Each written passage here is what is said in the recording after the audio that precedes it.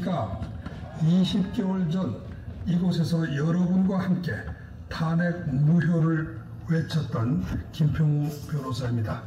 그동안 눈이 오나 비가 오나 쉬지 않고 계속해서 대한민국 만세와 박근혜 대통령 석방을 외치신 애국자 여러분들에게 마음속 깊이 존경과 사랑을 바칩니다.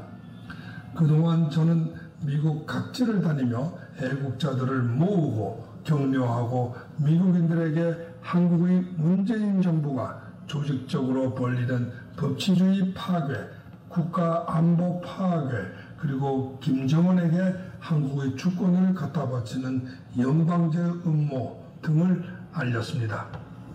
지난 20개월간 뿌린 씨앗이 헛되지 않아 이제 하나씩 둘씩 결실을 맺고 있습니다.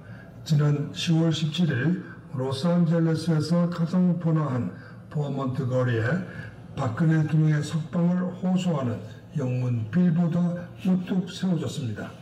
이 빌보드는 박근혜 대통령의 석방을 간절히 바라는 이 지역의 애국동지 몇 분이 성금을 모아 국재단에 기탁하여 세워진 것입니다. 박근혜 대통령의 석방을 호소하는 빌보드가 서울, 부산, 대구 그리고 미주와 세계의 방방 곳곳에 세워지는 날 박근혜 대통령은 반드시 석방이 되십니다.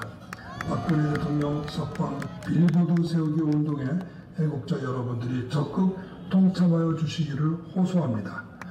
다음 10월 12일 워싱턴 DC 프레스 클럽에서 열린 국제학술 심포지움에 대해 보고드립니다.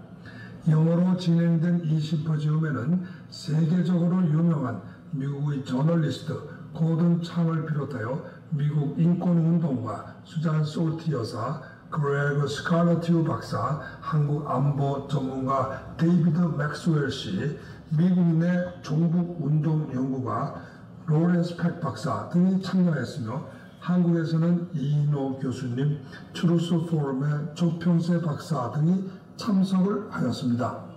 이들은 문재인 종북 정권이 저지르고 있는 온갖 언론 탄압과 사법 만행, 한미 동맹과 안보 파괴의 실상을 세계인들에게 낱낱이 밝혔습니다. 이렇게 한국의 실상이 전 세계에 알려지면 미국의 트럼프 정부는 한미 동맹을 저버리고 북한의 대변인 앞잡이 노릇을 하고 있는 배신자 문재인 정권부터 먼저 응징하러 나설 것입니다. 하지만 남한 정부의 정체성이 달라졌다. 남한은 2017년 5월 공산 북한을 추종하는 문재인 정부가 통치권을 행사하면서 정부, 언론, 국회, 사법, 노조, 경찰, 군, 정보기관이 모두 친북 공산주의자들의 손아귀에 들어갔다.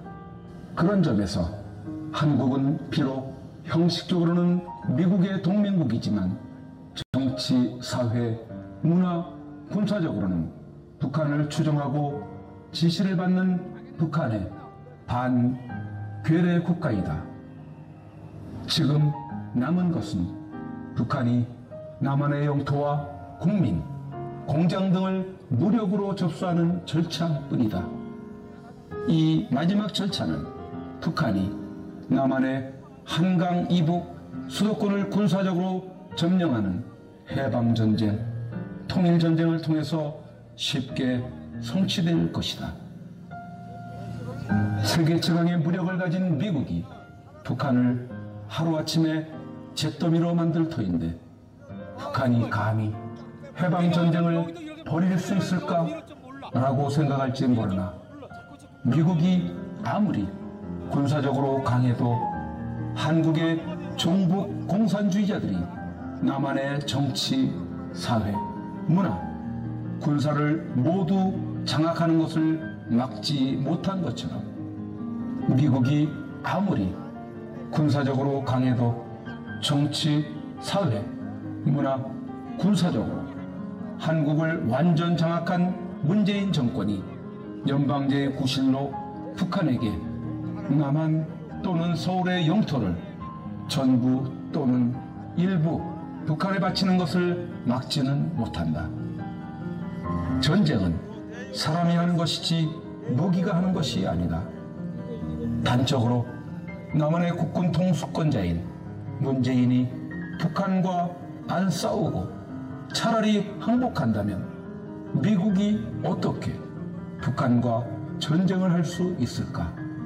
미국이 수백만의 군대를 보내고 국력을 기울여 10년 넘게 월남반도에서 싸웠지만 결국 미군을 철군하고 월남을 공산 월맹에게 넘겨주었다.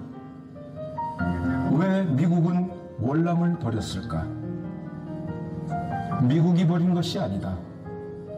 월남 지도층의 다수가 미국과 동맹하여 동족 월맹과 싸우기보다 월맹에게 항복하여 통일과 평화를 얻기를 원했기 때문이다. 지금 대한민국도 마찬가지이다. 문재인과 한국인의 과반수가 핵을 가진 북한의 김정은과 사생결단의 내전을 하기보다 불란서의 비씨정부 강요들처럼 그리고 월남의 지도층들처럼 핵을 가진 김정은에게 항복을 하여 민족 통일하고 한반도에 영원한 평화를 만들겠다고 다짐을 하고 있다. 그런데 미국이 무슨 수로 문재인 정부의 항복을 막고 북한과 단독으로 전쟁을 할 수 있을까? 미국의 막강한 힘은 어디까지나 한국이 북한과 싸우기 위하여 미국의 조력을 간절히 바랄 때 동맹군으로서 참여하여 사용할 수 있는 것이지, 한국이 민족 통일을 위해 북한에 항복한다는데 한국을 제끼고 미국이 마음대로 한반도에서 무력을 사용할 수 있는 것은 아니다. 한국이 패망하는 것은 미국이 한국을 버려서가 아니다. 문재인 북한 괴뢰 정부가 한민족, 통일, 평화라는 미명하에 항복을 선택하기 때문이다.